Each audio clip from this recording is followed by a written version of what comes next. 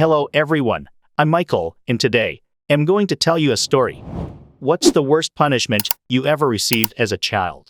Story 1. When I was young and taking interest in girls, my parents made a rule with no girls over at the house alone with me, even to study all doors open, no locks. This all happened after I got caught in a compromising situation with my girlfriend at church.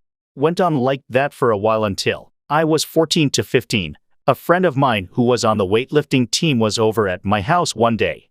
He was changing in my room and my parents walked in with him in his boxers and me sitting on my bed. I still remember that moment. They both paused, looked at each other, and it got weird for a couple days. When they finally said something, it was very positive towards me seeing women. Got a lock on my door and girls are very welcome in the house, alone with me. Even got a few "why don't you ever bring that one girl around more often?" My parents really didn't want me to be gay. Story 2. I grew up with my grandma, and I can't exactly remember what I did, but next thing I know, she's laying a pile of uncooked rice in the corner to kneel on for 10 minutes. It felt like I was kneeling in a gravel driveway with shard rocks. Story 3. 7 years old. I wouldn't move my hands from my butt, so my mom dragged me to the bathroom. While there, she lifted me up by my legs and attempted to give me a swirly. My hands immediately latched onto the toilet bowl to stop my head from falling in. Then my mom freed up one of her hands to turn my ass red. After a few hits, my arms gave out and my head dropped hard into the toilet water. After that, she yelled at me for 5 more minutes and ordered me to take a shower. She still denies doing this or any of the other corporal punishment my sister and I were subjected to. Story 4. My mom used to literally back me into a corner, then start swinging. She'd stop after she got tired or thought I learned my lesson. The next day, she'd buy me a shitty little crystal knick-knack from the drugstore as an apology. It would happen about twice a year. I'd threaten to call the police. She'd say they won't believe you and arrest you for lying. This went on for years. One day, when I was 16, she thought I was being mouthy, so she walked up behind me and backhanded me in the back of my head. I had enough of it and pushed her away.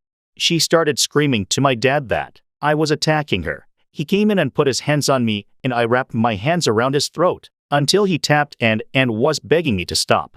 I left home for almost a month, couch surfing and probably putting myself in way too dangerous situations for a minor. I didn't go back home until my dad finally apologized to me when he got the truth of what happened from my mom. As soon as I got back home, I gave away or tossed all the shitty crystal apology gifts from my mom. I confronted my mother about all this a couple years ago on Mother's Day. She denies any of it ever happening and claimed, "I think I'd remember if that happened." My dad can't verify any of it since she'd always do it while he was at work.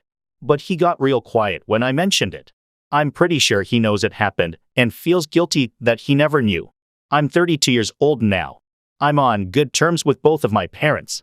Well, in all truth, I'm on good terms with my dad and I can tolerate my mother. I've never forgiven her or ever forgotten what she did. She can claim whatever she wants, but I know what happened.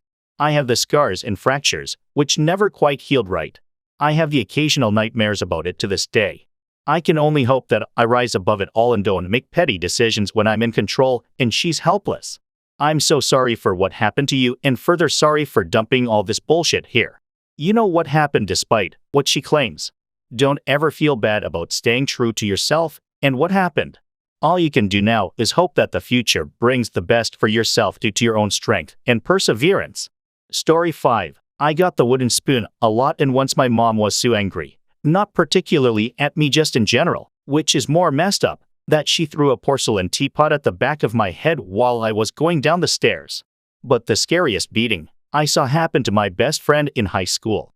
We were supposed to be having a sleepover at her house, but instead we went out and partied till 3 a.m. When we got to her house, her dad was up. I'm pretty sure he was drunk, and he was pissed. He beat her with a field hockey stick for what seemed like forever. She was in bad shape.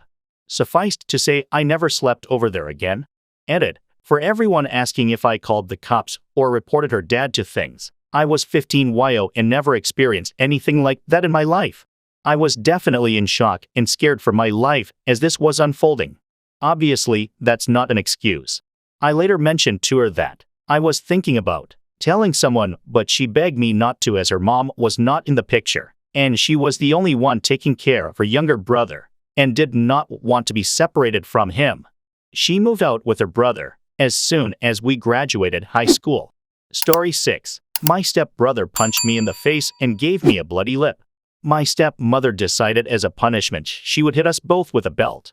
I don't know why I was in trouble for getting punched, but she held onto the end of the belt with the holes and swung the belt buckle at us. It hit the back of my right hand and I still feel the pain in the back of my hand when I squeeze something with it. I got punished for getting punched in the face. I still don't understand what I did wrong 23 years later. Story 7. Not me but my son actually. He is a little fella, as are his mother and myself. She would force him to drink nothing but Pediasure with every meal and go ballistic when he would not be able to finish the terrible frozen meals she made him. She sent a message to me saying he was hiding food he didn't want to eat, and that she beat his ass, and I should expect bruising. The next day, my father picks him up and dropped him off to my girlfriend at our house. After dinner, she went to put him in the shower and was horrified at what she saw. Imagine a tiny 7-year-old boy with a completely bruised ass. And I mean deep purple, yellow and green bruises. She called me immediately. I rushed home from work, calling the police on my way. A sergeant from my local PD was very helpful and supportive to my little boy. Told me what to file and how to file it, and that I should rush to Children's Hospital. He also called his lifelong best friend who is a captain in the town where my ex-wife lives. Within 2 weeks, I had full emergency custody and she had domestic violence charges. Fast forward a year and I'm a sole custodial parent and my son is thriving. He has gained almost 20 pounds. Can now ride a bike without training wheels. He could not ride one at all when we took custody. Good food, positive attention, and lots of love have helped him grow tremendously. Story 8. I was driven about 30 minutes outside of my city to an isolated, large, and creepy-looking building, which I was told was an orphanage. I was given the choice of telling the truth and admitting to something I had not done or being left there. I am 38 and still think about this, from time to time. Not to excuse what they did, but my mom and dad both had terrible upbringings with abusive parents. My dad was full of anger and my mom was rather weak and full of shame.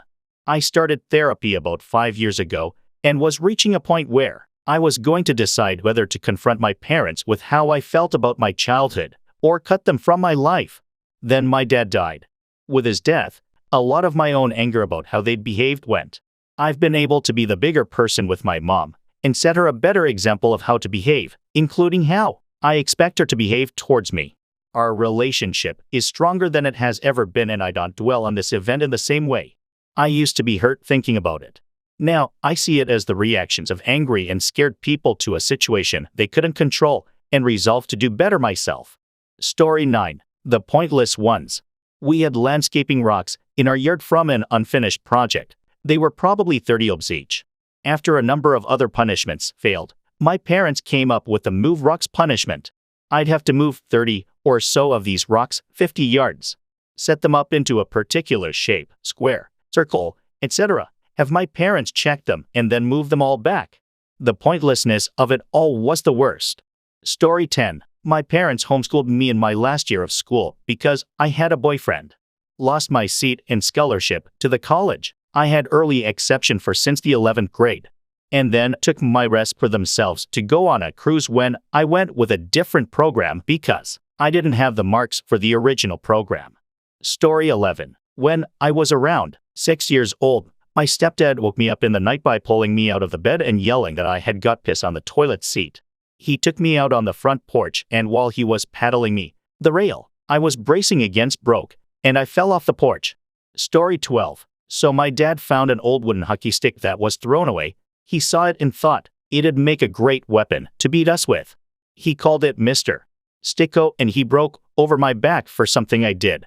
That one really sucked. Story 13. My mother canceled my birthday 1 year. I was being a mouthy little shit and didn't believe she would follow through once she presented it as a potential consequence for my behavior. Turns out my mother doesn't make empty threats. No gifts received and I had sit there while she called my friend's parents to say the party was off. I think the other mothers were mortified, but I got the gifts she sent back a month later for Christmas, and I learned a few lessons. Story 14. I shit my pants in the 4th grade. I don't know why, but I had a condition that made me hold it all in and not use a toilet. This had been going on and off my entire life. Not a problem anymore. My dad was furious. I remember being naked in my bedroom with my dad. My dirty underwear was on the floor and my dad had a hard grip on my hair while he screamed and yelled at me. He yelled at me things like, "How old are you? No one is gonna wanna be your friend, and you're disgusting." He then beat me his belt. My dad worked at a flour mill and spent his days stacking 100-pound flour bags 10 high, so he was built like the fucking Hulk. He would then rub my shit-filled underwear in my face, making me look at it and smell it. Story 15. My mom grabbed me by both shoulders and shook me until I went through a wall. But I thought I was never going to breathe again when she put both knees on my chest and yelled at me while holding me down and shaking my shoulders. Story 16. My mom said I couldn't have a best friend anymore because my best friend and I were drawing pentagrams on Miss Paint at our after-school program, pretending they were transmutation circles from an anime called Full Metal Alchemist. Pentagrams are much easier for a 9-year-old to draw than an intricate alchemy array. My mom immediately jumped to this being devil worshipping, despite my friend and I not even knowing what a pentagram really meant. This led to my mom telling every single teacher and after-school care worker not to allow me to be anywhere near my friend. Friend moves away, and mom won't let me email her to stay in touch. I'm 24 now and haven't had any close friends since. Christina, if you're out there, I still miss you. Story 17. Made to drink distilled vinegar. It was probably from ages 5 to 10 that my parents used it as punishment. They would rotate between spanking whipping our asses with the leather swatches or the branches of our beloved willow tree, putting us in corners for extended periods of time. If we cried or complained, 20 minutes doubled to 40 and so on. Old-fashioned, soap, and the God-forbidden vinegar. I still have major teeth and jaw problems at 22, and my stomach esophagus has never felt normal. Story 18. Honestly, I could withstand almost any punishment, physical or otherwise, pretty well even as a child. It just never bothered me. The worst punishment I received was having my phone, car, and laptop taken away for a crime I didn't commit. Basically, my parents found a fifth of expensive Scotch whiskey missing from the liquor cabinet and blamed me until about a week later when one of our family friends called thanking them for the gift. They had somehow both completely forgotten all about it. Getting in trouble when I was innocent was what really got to me. Story 19. I had poison ivy put all over my back, so guess how I turned out? Lol tip. Lightly rub some sandy dirt on it.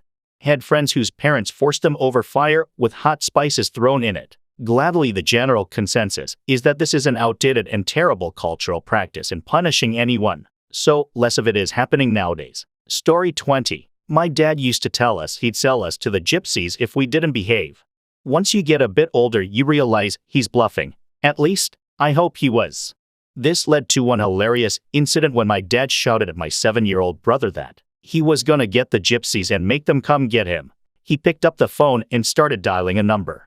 My 7-year-old brother smiled, knowing full well he wasn't really, but my 4-year-old brother burst into tears and ran to my dad screaming, No, don't sell Benny to the yippies chippies, please. Don't do it. Bawling his eyes out. Total backfire.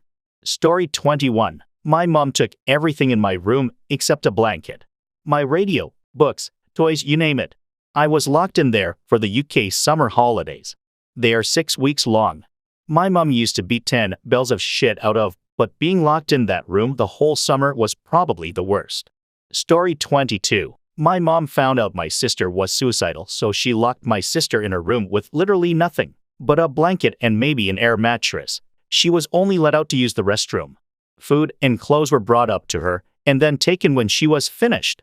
My mom told me about this when I was about 8 or 9. I'm 19 now, and I have never and will never tell her about any of my mental health issues for fear of my life. Story 23. When I was 14 during an entrance interview to a high school I didn't want to go to with the headmistress and my dad by my side, I told the honest truth to the headmistress. I didn't want to go there, though it was a lovely school. I just wasn't up for it as politely as I could. It's not like it was a secret. She could pretty much see the misery on my face. I had valid reasons that I gave to my parents several times before, but my dad is hella strict, so still made me apply to that school. We got home, and my dad was furious. He took my phone and the door to my room. I went to bed early and in the middle of the night, he came to my room, told me to get up and draw the curtains. I only had underwear and a t-shirt on. As I got up, he used a long Wiko, basically wooden cooking stick, of around 16 inches to whack the shit out of me.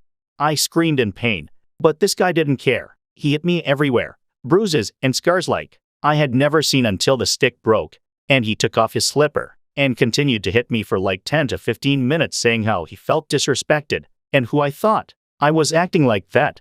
I never saw him the same way again. I still shudder a little when I hear his voice and when he touches me, even for a hug, and I'm 19. I ended up going to a different school, meeting my parents halfway. Not perfect, but definitely much better. Story 24. I was 14 and my 4 younger siblings and I were taken in by our grandfather after my mom lost custody of us to the state. They were radical Catholics who sexually abused my baby sister and forced us to do lots of things children should not be subjected to. They read my diary. Surprise, they didn't like what they saw. My only prior offense was shoplifting some earrings from a Claire's. They charged me with conspiracy to commit murder. They put me into handcuffs and took me through a hidden exit from the school. I was taken in a police car to the psychiatric unit of the local hospital, where I played Guitar Hero for the first time. From there, I was taken 80 miles away to another town, to a home for wayward youths. There I learned lots of new tricks and schemes, but did not use these for ill gains as my fellow inmates did. I was scheduled for release 2 months after entry. My therapist was fighting for us because she knew I didn't belong there and I only wanted to get home and take care of my little siblings. Luckily, once our Indian tribe got wind of the fucked up situation, they ordered their own investigations. We were then reunited as a family after a horrible life-altering ordeal. I did not graduate high school after losing 4 months total of schoolwork freshman year after my mom's DUI. I did get my GED and I still love learning and writing. I do not keep a diary.